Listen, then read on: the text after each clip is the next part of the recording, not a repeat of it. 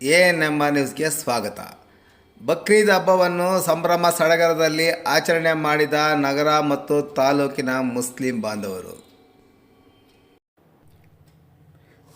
ತ್ಯಾಗ ಮತ್ತು ಬಲಿದಾನದ ಬಕ್ರೀದ್ ಹಬ್ಬವನ್ನು ನಗರ ಸೇರಿದಂತೆ ತಾಲೂಕಿನಾದ್ಯಂತ ಸಂಭ್ರಮ ಸಡಗರಗಳಿಂದ ಆಚರಿಸಿದರು. ಸೋಮವಾರ ಬೆಳಗ್ಗೆ ಈದ್ಗಾ ಮೈದಾನಕ್ಕೆ ತೆರಳಿದ ಮುಸ್ಲಿಂ ಬಾಂಧವರು ಅಲ್ಲಿ ವಿಶೇಷ ಪ್ರಾರ್ಥನೆ ಸಲ್ಲಿಸಿದ ನಂತರ ಮನೆಗೆ ವಾಪಸ್ಸು ತೆರಳುತ್ತಿದ್ದುದು ಗೋಚರಿಸಿತು. ನಗರದ ದೊಡ್ಡಪೇಟೆ ರಸ್ತೆಯಲ್ಲಿರುವ ಜಾಮಿಯಾ ಮಸೀದಿಯಿಂದ ಬೆಳಗ್ಗೆ ಮೆರವಣಿಗೆಯಲ್ಲಿ ಹೊರಟ ಸಾವಿರಾರು ಮಂದಿ ಮುಸಲ್ಮಾನ್ ಬಾಂಧವರು ಬಾಗೇಪಲ್ಲಿ ರಸ್ತೆಯಲ್ಲಿರುವ ಈದ್ಗಾ ಮೈದಾನಕ್ಕೆ ಸೇರಿಕೊಂಡರು. ಬಕ್ರೀದ್ ಹಬ್ಬದ ಅಂಗವಾಗಿ ಹಮ್ಮಿಕೊಂಡಿದ್ದ ಪ್ರಾರ್ಥನೆಯಲ್ಲಿ ಸುಮಾರು 3,500ಕ್ಕೂ ಹೆಚ್ಚು ಮಂದಿ ಮುಸಲ್ಮಾನ್ ಬಾಂಧವರು ಭಾಗವಹಿಸಿದ್ದು ವಿಶೇಷ.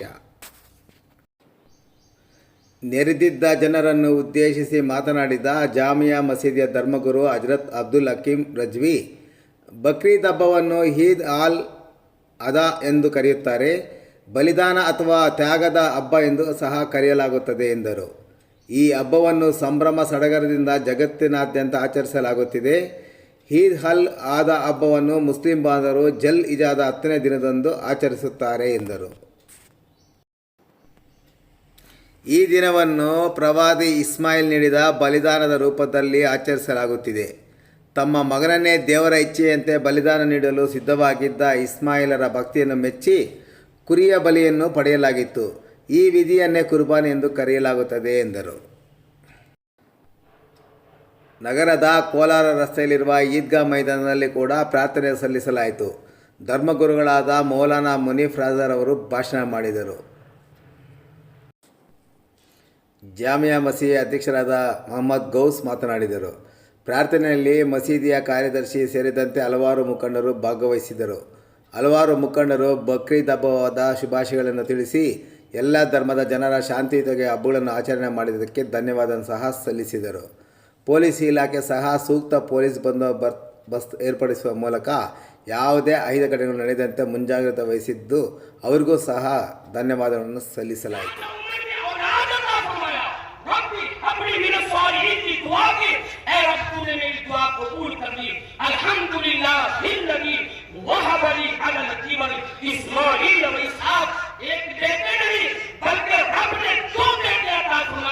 जिनका नाम हजरत इस्माइल अलैहिस्सलाम और एक का नाम हजरत इसहाक अलैहिस्सलाम की शक्ल में रब कदीर ने हजरत इब्राहिम अलैहिस्सलाम को अता फरमाया।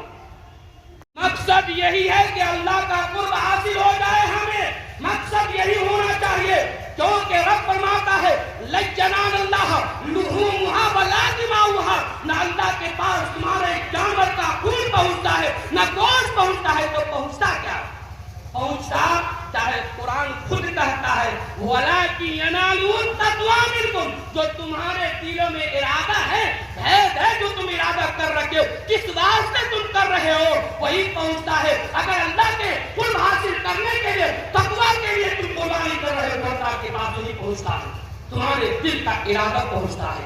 इसीलिए तक़वे का मकाम क्या है? न ज़बान है, न हाथ है, न पाँव है, न आँख है, न सर है, कोई तक़वे का मकाम नहीं है। तक़वे का मकाम है तक़वा हाहुना, तक़वा हाहुना, ये तक़वा दिल की कैफियत का नाम।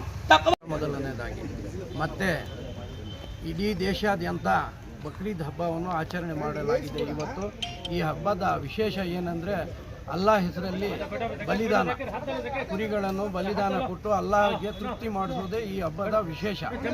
ಈ ಬಲಿದಾನ ಮಾಡಿದ ಕುರಿಯಲ್ಲಿ ಆಗಲಿ ಮೇಕೆಯಲ್ಲಾಗಲಿ ಇದರಲ್ಲಿ 3 ಭಾಗವಾಗಿ ಆ ಮಟನ್ನ ವಿಂಗಡಿಸಿ ಆ 3 ಭಾಗದಲ್ಲಿ ಒಂದು ಭಾಗ ನಮ್ಮ ಮನೆಗೆ, ಒಂದು ಭಾಗ ನೆಂಟರಿಗೆ, ಒಂದು ಭಾಗ ಬಡವರಿಗೆ, ಈ ಥರ ಹಂಚಿ ಅಲ್ಲಾಹನ ತೃಪ್ತಿಪಡಿಸೋದೇ ಈ ಹಬ್ಬದ ಮುಖ್ಯ ಉದ್ದೇಶ ಆಗಿರುತ್ತದೆ. ಮತ್ತು ಇವತ್ತಿನ ಹಬ್ಬದಲ್ಲಿ ಅಲ್ಲಾಹ್ ಹತ್ರ ಉತ್ತರ ಕರ್ನಾಟಕದಲ್ಲಿ ಆಗ್ತಾ ಇರೋ ಪ್ರವಾಹದ ಬಗ್ಗೆ ಮತ್ತು ಕೇರಳದಲ್ಲಿ ಆಗ್ತಾ ಇರುವ ಪ್ರವಾಹದ ಬಗ್ಗೆ ವಿಶೇಷವಾಗಿ ಪ್ರಾರ್ಥನೆಯನ್ನು ಮಾಡಿದ್ದೀವಿ. ಆ ಪ್ರಾರ್ಥನೆ ಮುಖಾಂತರ ಅಲ್ಲಿ ಒಳ್ಳೆಯದಾಗಲಿ ಅನ್ನೋದು ನಾವೆಲ್ಲ ಅಲ್ಲಾಹ್ ಹತ್ರ ಪ್ರೇಯರಲ್ಲಿ ಹೇಳಿದ್ದೀವಿ. ಇವತ್ತು ನಮ್ಮ ಹೊರಗಡೆ ಆದಷ್ಟು ನಮ್ಮ ಮುಸ್ಲಿಮ್ಸ್ ಬಾಂಧವರಲ್ಲಿ ಸಹಾಯವನ್ನು ಕೇಳಿ ಆ ಸಹಾಯದ ದುಡ್ಡನ್ನು ಪ್ರವಾಹ ಆಗಿರೋ ಕಡೆಗೆ ಸೇರಿಸೋದಕ್ಕೆ ನಾವು ತೀರ್ಮಾನಿಸಿದ್ದೀವಿ.